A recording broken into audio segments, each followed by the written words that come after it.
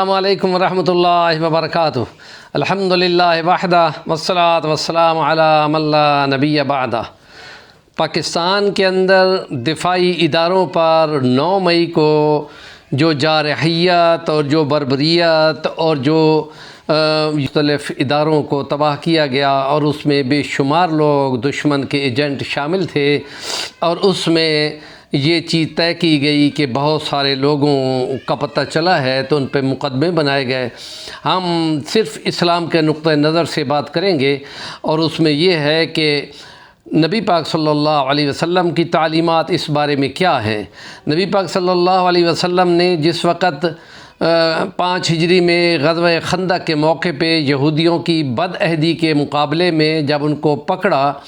کہ دشمن کو خدا نے بھگا دیا، اور اندر سے یہودیوں نے جو میثاق مدینہ کی خلاف ورزی کی تھی اس پہ جب ان کو پکڑا گیا تو انہوں نے جو کچھ بھی کیا اس پہ نبی پاک صلی اللہ علیہ وسلم کو انہوں نے کہا کہ ہمارا پرانا طرفدار جو ہے وہ تھا سعد بن معاذ، وہ فیصلہ کرے گا۔ حضرت سعد بن معاذ تو اسی انتظار میں تھے کہ اللہ ان کا انجام دکھائے، تو انہوں نے کہا میں نے کوئی نہیں فیصلہ کرنا، تمہارے اپنی تورات نے فیصلہ کرنا ہے۔ اور اس تورات میں کیا لکھا ہوا تھا؟ یہ گویا کہ ایک قانون ہے جس کے مطابق ان کو سزا دی جانی تھی۔ ہم بھی یہی کہتے ہیں کہ ایسے لوگ جتنے بھی پکڑے گئے ہیں اس میں ان کی باقاعدہ ان کی جو فوٹیج ہے، جو ان کے ثبوت ہیں، وہ پاکستان کی سپریم کورٹ کے سامنے پیش کرنے چاہیے، اور ان کو اپنے حق کے لیے باقاعدہ ٹرائل کرنے کی اجازت ہونی چاہیے، کیونکہ کسی کو ان کے ثبوت اور ان کے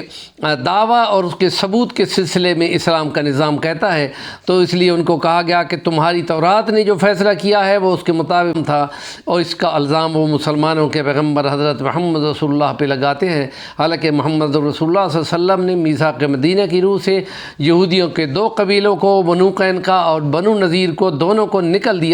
دیا تھا، اور ان کی اپنے طرفداروں کی طرف سے حمایت پر ان کو سزا نہیں دی تھی کہ چلو ان کو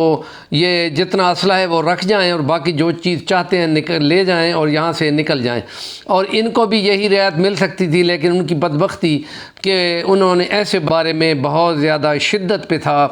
اور وہ چاہ رہا تھا کہ تورات فیصلہ کرے۔ اس کی تورات کی اس فیصلے کی روح سے ان کے 6000 آدمیوں کی گردن اڑا دی گئی تھی، اور اس کا الزام وہ آج بھی حضرت نبی پاک صلی اللہ علیہ وسلم پہ لگاتے ہیں۔ ہم یہ کہتے ہیں کہ ثبوت مہیا کرنے چاہیے،